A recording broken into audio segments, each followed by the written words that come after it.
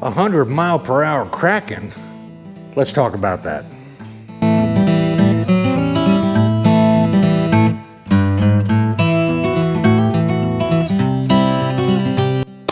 Good moto morning. Welcome to another episode of Kraken's Garage. We have a banger for you today. On Kraken's Garage, we talk about all good things on two wheels, motorcycles, scooters, gear reviews, and some slight tutorials. Today, we're going to talk about nothing to do with motorcycles, so that's a little different. All right, you ready to hold on? Let's get it.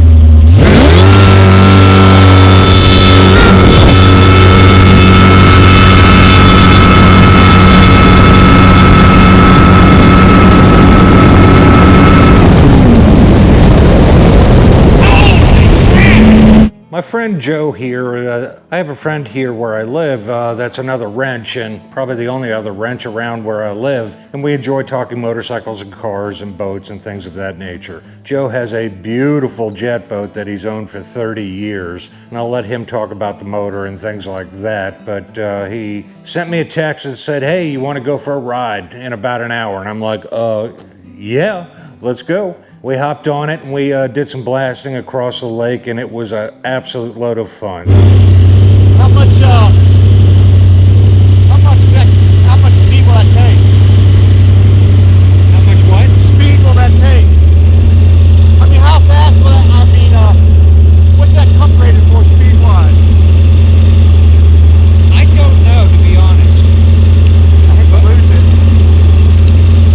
But I've seen many people run them on their bikes. We're good.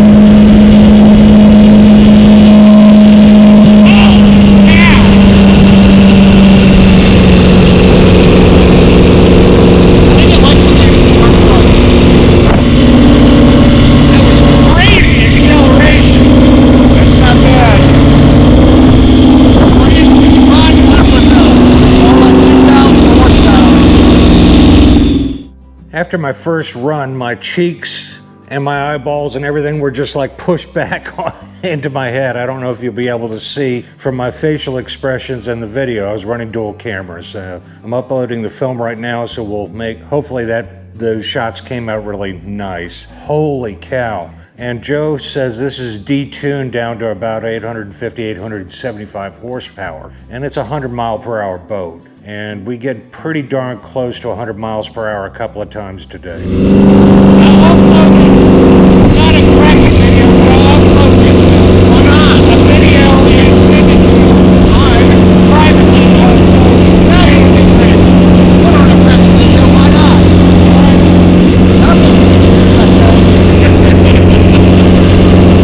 It is Kraken for all. It's not just Kraken motorcycle. It's got everything in it. Ready for another hit? Ready for another hit? Let's go!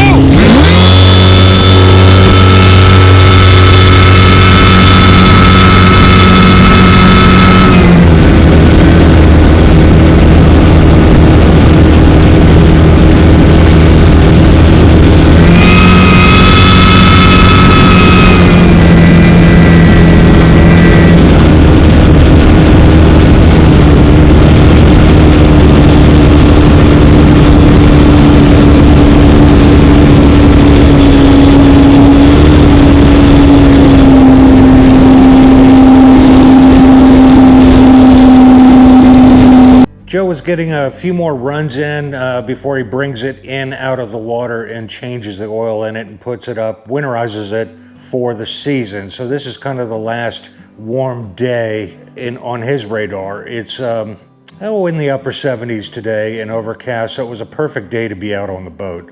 Really enjoyable. I think people were smaller 30 years ago. I don't really fit the boat. I know. I know.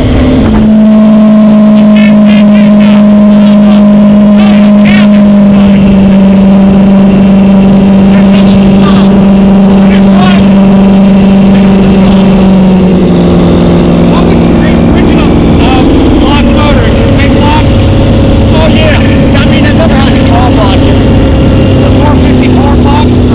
Sort of. Started out as a 502.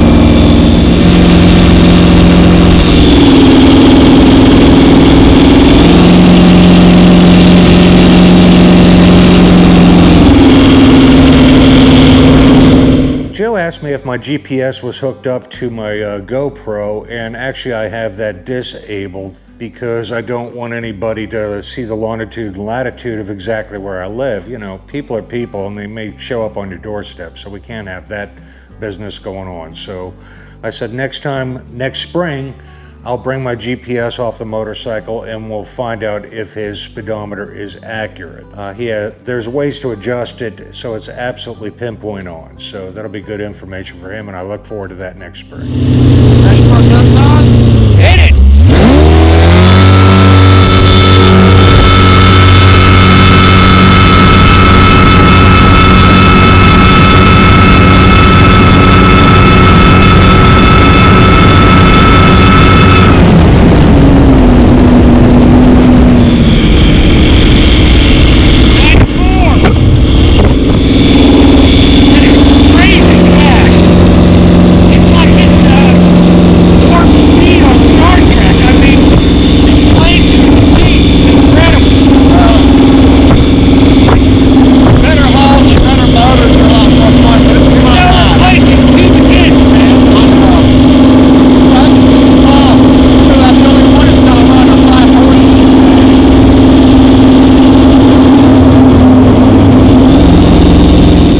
Run we got up to about 95, 96 miles per hour, and it's hard to fathom. On a motorcycle, I can do that all day long at 100 miles an hour. It's no big deal. On that boat, blasting across the lake with the wind rush and the adrenaline rush that's going on, it's hard to comprehend how much information and how quickly it's going by you as you're violently launching across the lake. It is freaking unbelievable.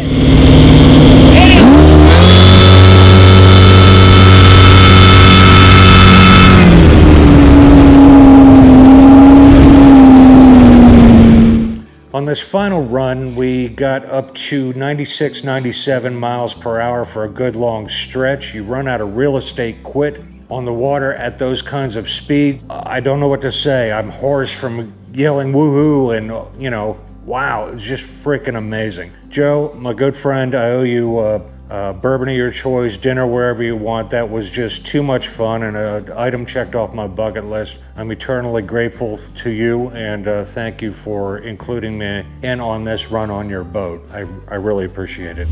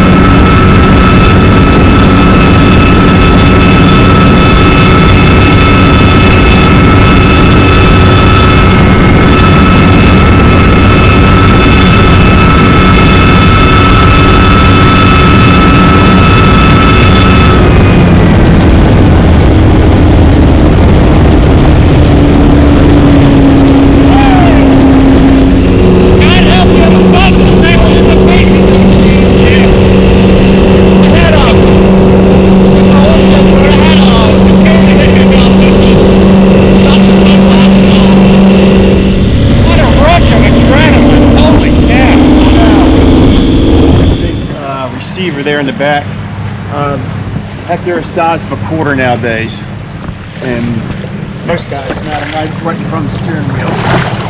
And what's the, is that a tow ring on the back?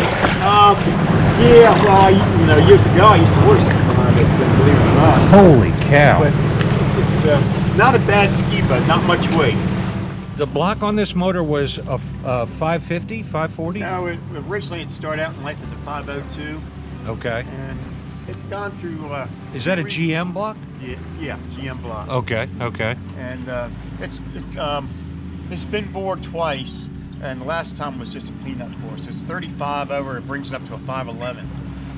And the 509 is a pretty common size that you hear a lot of people talk about. You don't hear many people talk about 511. And this one's supercharged, and you said most of the jet boaters have gone turbo. Yeah. They call that belt there caveman belt. They don't, you don't see this much anymore. Well, that's because we're dinosaurs, Joe. I get that. I get that, but it's still got a lot of snob appeal. The old school people still kind of get a kick out of seeing that old belt go flopping around. And you know what? Nothing sounds like a supercharger when it kicks in. Well, yeah, but the turbos are a lot more efficient. They don't have all this massive weight, and they don't have the parasitic load. That blower right there probably robs 150 horsepower. So, that's the way it is. So the engine's actually making well over 1,000, but I'm only seeing about 850 maybe, something like that. That's fast enough for me. If that's detuned, I don't want to go for a ride if you have it all jacked up. I'm out. Well, yeah, this blower is actually a little small for this motor. It could use a bigger one. That's a 420 mega blower, and more common terms, just somewhere between a 671 and an 871. It gets the job done. Well, that center section is actually a water intercooler, so that Gotcha. Gets it charged down. Well, you're dissipating a ton of heat, that is for sure. Yeah, well, that cools the intake charge down, so you can get away with a little more boost, a little more compression. I think the lake temperature went up 2 degrees with our runs. That's why it's cooling down. Well, the most notable feature about this particular boat, and it's a long story how I got there, is a dry sump system. You got this oil tank here, which holds about 12 quarts, kind of like a Harley-Davidson. You got on a Harley, I guess it's just one scavenger pump and then one pressure pump. This has got two scavenger pumps and one pressure pump. And it's all stacked together in one unit, and it's driven off a little belt down there up front. Incredible. And then on this, and that's kind of what drag racers and NASCAR is doing. They run the crankcase into a vacuum. So this runs at about 12-inch vacuum. And that's one advantage of the dry sump is parts are not moving through air as much. You move a lot of parasitic drag of just in the crankshaft flying around in there from the windage and such. Amazing motor. Well, thanks. Well, I'm gonna let you get. All right. Thank you so much for letting me go on this ride, the last ride of the season. Yeah, you know, it's, what the heck, time for an oil change, right? Well, try to keep it under 100 going back home. Oh, I will. Yeah, you know, most of the time I just putt around with this thing anymore. That's what 30 years of ownership does. Well, that was more than a heck of a putt around for me, but thank you so much. All right. So, something a little different from Kraken's Garage. I hope you enjoyed today's episode. Just sharing another small part of my life. And there's my ghost dog, Daisy Mae, telling me to hush, and let's close out this video. If you like this video, give it a thumbs up. If you didn't like it, give it a thumbs down. If you want to see more in the future, hit that subscribe button right down there in the corner. And remember, folks, go riding. It's good for you, and I'll see you in the next one. Peace.